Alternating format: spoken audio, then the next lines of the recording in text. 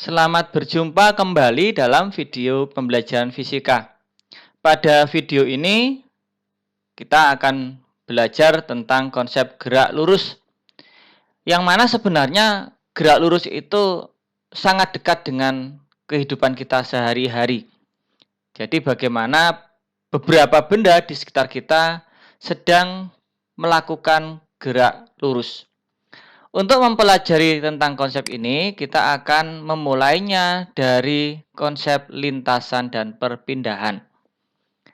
Misalnya ada suatu partikel A, itu kemudian akan menuju ke titik B menggunakan jalan yang titik-titik ini. Nah, titik-titik ini sebagai tracknya, sebagai jalannya. Maka untuk menentukan apa itu konsep lintasan dan perpindahan, lintasan itu merupakan jarak tempuh atau kumpulan titik-titik atau kurva atau garis yang dilewati benda yang bergerak. Berarti yang titik-titik inilah yang disebut dengan lintasan. Karena ini tadi yang dilewati kan? Yang dilewati kan ini. Maka ini lintasan. Sedangkan garis yang menghubungkan titik awal menuju ke titik akhir yang berupa anak panah inilah yang merupakan sebagai perpindahan. Jadi perpindahan itu adalah garis anak panah yang menghubungkan posisi awal menuju ke posisi akhir. Oleh sebab itu, perpindahan merupakan besaran vektor karena memang dia memiliki arah. Arahnya kemana ini perpindahannya? Dari A menuju B. Maka untuk sebagai contoh bagaimana kita menentukan lintasan dan perpindahan, Pak Didi berikan contoh berikut. Ada benda bergerak dari awal ke kanan, ke atas, ke kiri. Maka lintasannya yang mana dan perpindahannya yang mana? Tentu lintasannya adalah yang warna merah ini, karena ini yang dilewati. Totalnya adalah 14 meter.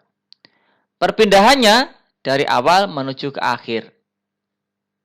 Dapat Anda lihat ini warna biru ini panjangnya adalah 6 meter. Sekarang bagaimana kalau benda lain bergerak dengan lintasan seperti ini. 4 meter, 6 meter, 4 meter kembali ke kanan. Berapakah lintasan dan perpindahannya? Perpindahannya harus kita tentukan dari titik awal ke titik akhir. Lintasannya ada tempat-tempat yang dilewati. Maka lintasannya adalah yang dilewati 4, 6, dan 4 kembali. Totalnya 14 meter. Perpindahannya adalah 10 meter. Dari mana 10 meter ini? Kita lihat. Nah, inilah 10 meter itu. Kalau kita lihat dari sini, garis miring ini besarnya bisa kita tentukan menggunakan Pitagoras. Yaitu 8 di sumbu X dan 6 di sumbu Y, maka menggunakan Pitagoras mendapatkan nilai 10 meter. Maka dalam gerak lurus, nanti kita akan mengenal juga tentang bagaimana lintasan geraknya dan bagaimana perpindahannya.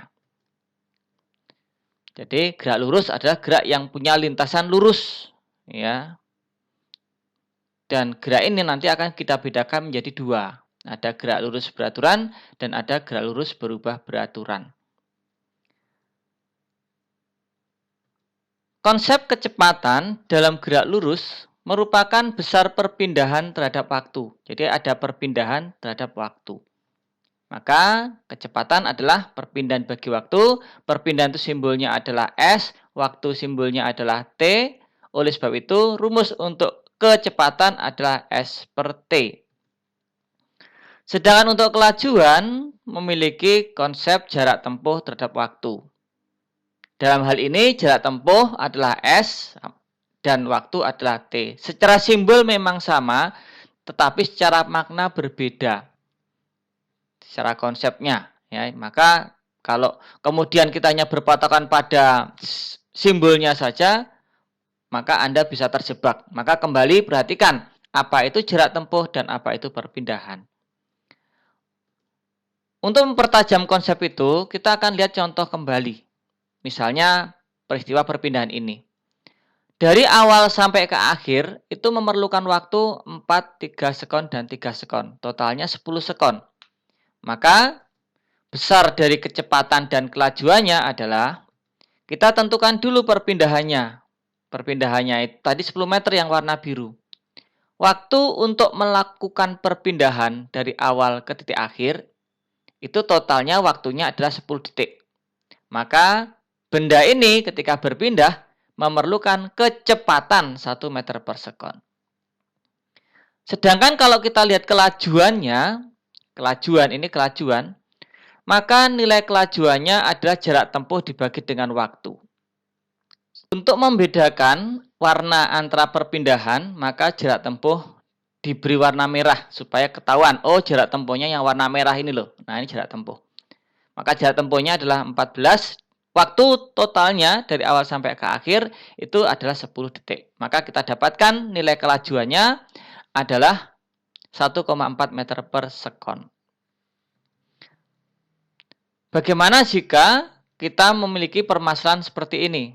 Seorang anak akan menuju ke ruang kelas perpustakaan dengan nilai-nilai sebagai berikut. Jarak ruang kelas ke perpustakaan 150 meter, dan kemudian berangkat dari ruang kelas dan kembali ke ruang kelas lagi, itu waktunya 5 menit. Jadi anaknya itu dari ruang kelas ke perpustakaan, kembali ke ruang kelas kembali. Butuh waktunya adalah 5 menit. Dengan asumsi bahwa perpustakaan ke kelas itu memiliki jalan yang lurus, seperti itu. Maka jarak tempuhnya, karena bolak-balik, jarak tempuhnya berarti 2 kalikan 150. Dengan waktunya adalah 5 dikali 60 detik. Maka mendapatkan kelajuannya adalah 1 meter per sekon. Tetapi jika ditinjau dari kecepatan, maka anak itu dalam waktu 5 menit, dia sudah berada di dalam kelas kembali. Artinya, nilai dari perpindahan anak itu adalah 0. Karena selama waktu 5 menit, dia dari ruang kelas ke perpustakaan dan kembali ke ruang kelas. Berarti perpindahannya 0. Maka, anak itu memiliki kecepatan sama dengan 0 meter per sekon. Demikianlah bagaimana konsep tentang jarak, perpindahan, kelajuan, dan kecepatan dibicarakan dalam video ini. Selamat belajar untuk memperkuat pada konsep pokok bahasan berikutnya, yaitu tentang GLB dan GLBB.